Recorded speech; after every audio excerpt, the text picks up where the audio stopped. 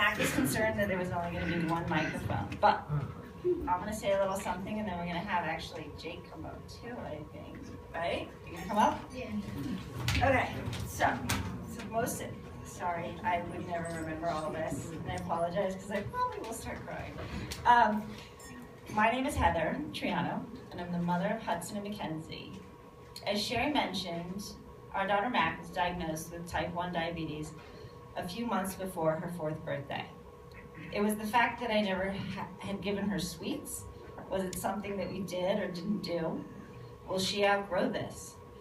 These are some of the questions I had when I heard the doctor tell me that he believed she had type 1 and to go to ICU immediately. I stopped and said, this isn't why we're here. I thought she had a bladder infection. It's like, no, ICU. Even when her teacher, Lori, told me she was afraid it might be type 1 diabetes, I said, no way. There's no diabetes in my family. There's none in Todd's. It can't be that. But it was, and it is, and that's why we're all here today.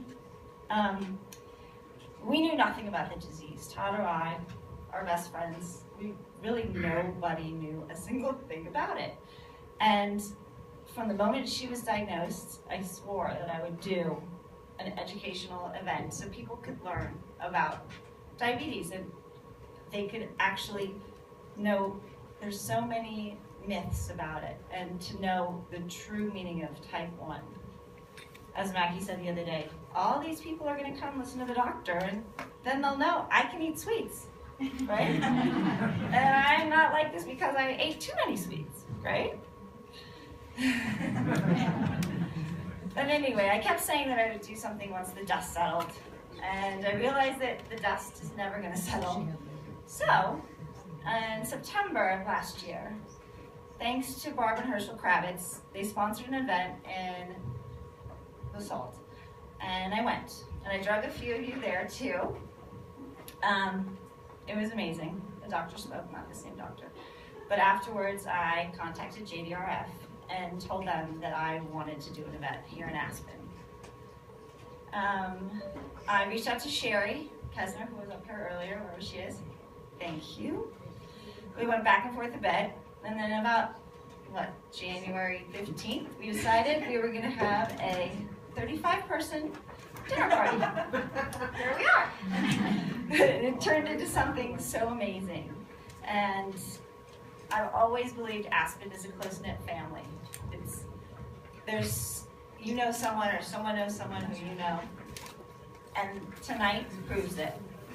I believe that everyone here has a personal connection to type 1 diabetes. Maybe you're that friend who got the call from John and Juliet saying that Annabelle didn't have a cold at Parents' Weekend, but at 18 years old was just diagnosed with type 1. Or, maybe you see Todd and I at school every day, giving back our insulin. Or Lori doing the same, checking Jake, feeding him, or giving him insulin. Or could be Retta or Chris checking Will on the football field in between plays. Or you're the one helping Sophie try to find a 15-carb snack or juice in the middle of Nowhereville at some hockey rink.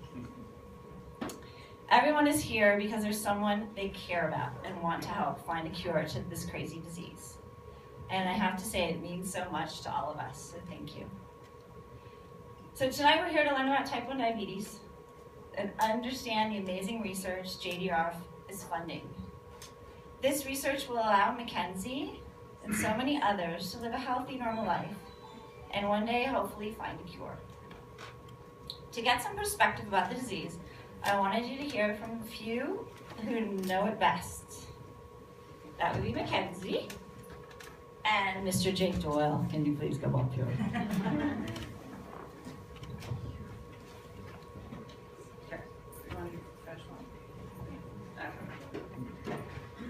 Okay, so Jake, you want to say hello? Hi. Why don't you tell everybody when you were diagnosed? I was diagnosed with diabetes when I was 3, like Mac. And yeah. And how old are you now? I'm 12. He's 12. Yeah. Yeah.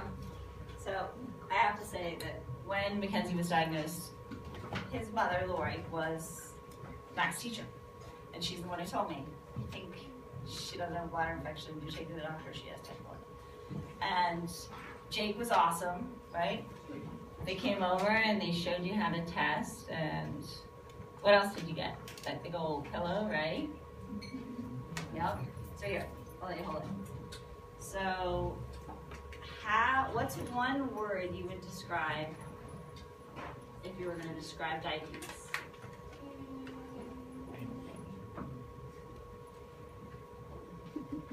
Kayla, you want to go first? I know it's Mackenzie had it born yesterday and she's with it, but it's difficult, but it's also easy. it's a little bit of both. Yeah. Yeah. In the middle. Can you tell her what it feels like when you have a reaction?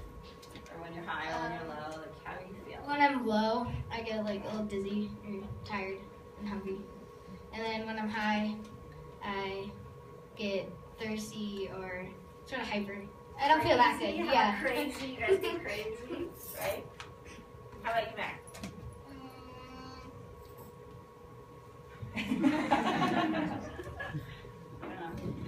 This is not like her. Let me tell you. This was not what happened last night when we were crashed. There were some spins. There were some ta-das, right? It's all right. It's okay. How many times a day do you put yourself to test? Jake, maybe, or Mac? 15. 5. Oh, 5. Yeah, I do like 4 to 5 times I test myself. That's it? A day? No. Come on. That is so wrong. You're asleep a lot of times. Exactly. They're sleeping. 8 to 10. So what happens in the middle of the night when you guys are low? I don't really know. What happens? My mommy force feeds me. Yeah. Do you ever really know what's going on? Every once in a while you do, right? Yeah. What? Oh, here's a question, Jay. How about this? If you didn't have to deal with the finger pricks, low blood sugars, high blood sugars, infusion sets, which we're putting you on, by the way, Jake still takes shots. So we're going to make him get an insulin pump. And here's the insulin pump. But you don't have to deal with all the shots. How would it make you feel?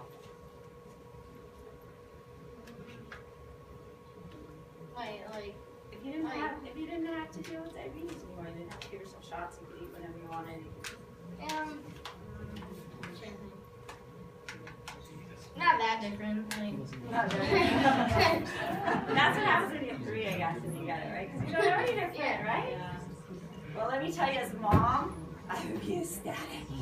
I would be so happy that I wouldn't have to give you shots. And as Hudson said at one point last night, he was going to talk, but he wanted me to tell everybody. But he said, I want everyone to know that I was so scared and so sad when Mackenzie was first diagnosed. And he would have to listen to her cry and scream for the shots. And he's very proud of her now that she's used to it. But hopefully someday she won't have to do it. Hear, hear.